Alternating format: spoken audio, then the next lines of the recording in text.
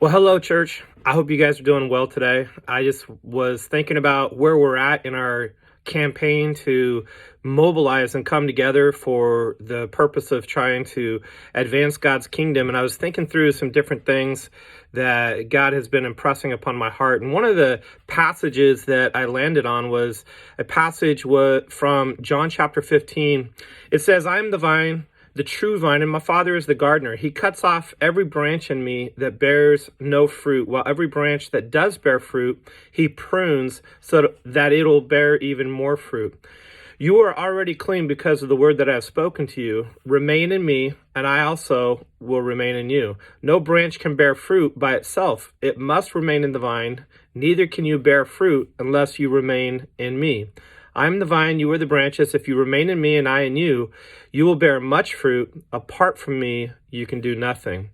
This is John chapter 15, verses 1 through 5. And I was thinking about that passage because we have spent the last 40 days fasting as a church, and it's been, an amazing journey to listen to how God has moved in your heart through the 40 days. And we're culminating that 40 days with a season of prayer together for 24 hours. And this prayer vigil, I believe, is one of the great ways that we can be connected to God individually, but really connected to God collectively as a church as well. And we're very close to filling all the important slots for this 24-hour prayer vigil, but we do have some slots still available, and I'd love to have you be a participant because I think that you'll find a great blessing in being a part of this. And so if you've not signed up, I just want to invite you to sign up and come be a part of the movement that I think God is creating among us. And so I was reflecting on the question, what is our legacy going to be?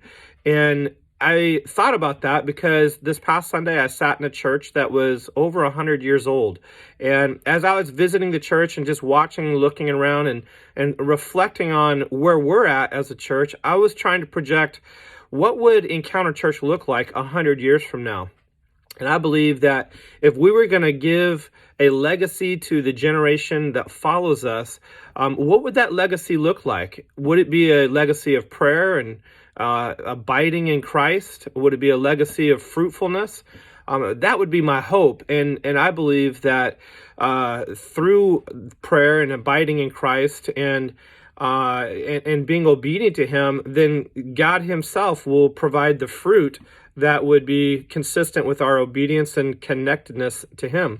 So I just want to invite you to be a part of that. I think that coming and joining others for a time of prayer is a way of investing in God's kingdom work. And so if you have not signed up, I just want to invite you to sign up. I think you'll find it to be a worthwhile hour, and you'll have a chance to connect with some other brothers and sisters who are going to be a part of that with you. And so I hope you choose to do so.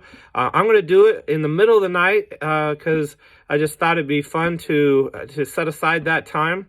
And if you haven't signed up for a time, I invite you to join Laura and I from midnight to 3 a.m.